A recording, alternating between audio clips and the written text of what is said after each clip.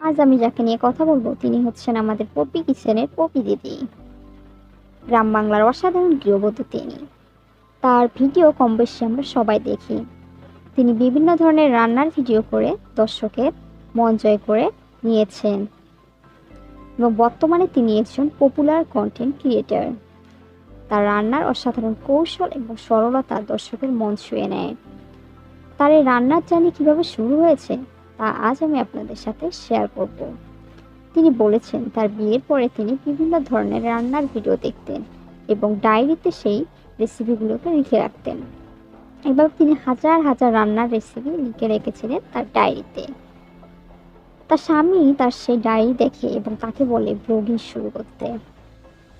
স্বামীর থেকে উৎসাহ পেয়ে তিনি রান্না শুরু করেন এবং এভাবে ধীরে ধীরে তিনি পপুলারিটি লাভ করেন।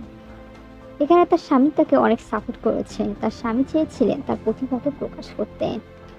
তাই নিঃসন্দেহে তার স্বামী একজন ভালো মনের মানুষ। তার ভিডিওতে আমরা একজন দাদুকে দেখতে পাই, যার কারণে তার ভিডিওগুলো আর সবার কাছে মন কেড়ে নেয়। সেই দাদু ভিডিওতে সবাইকে আনন্দ দেয়। এছাড়াও তার পরিবারের প্রত্যেকটি সদস্য অসম্ভব ভালো মনের মানুষ। তিনি বিভিন্ন রেসিপিকে অনেক সহজ সরলভাবে উপস্থাপন করেন এবং তার রান্নার হাতও অনেক সুন্দর। তিনি যে শুধু রান্না করেন তাও না, তিনি সব কাজে পারদর্শী। ঘর সংসার সামলিয়ে তিনি ব্লগিং করেন। আসলে মেয়েরা স্যার সব পারে, তার জলজাদু উদাহরণ পপি দিদি।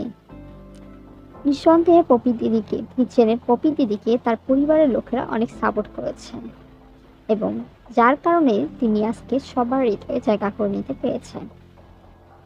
এছাড়া আমি তাতে দিদি নাম্বার 1 যেতে দেখেছি। শুধু তাই নয়, তার কাছে অনেক নায়ক নায়িকারাও আসে তাদের সাথে ভিডিও করার জন্য।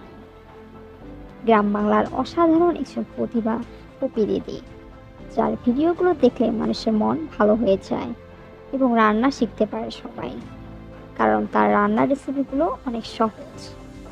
সবার ভালোবাসা এবং অনুপ্রেরণা তাকে আরও অনেক উপরে নিয়ে যাবে, এটাই আমাদের সকলের প্রত্যাশা।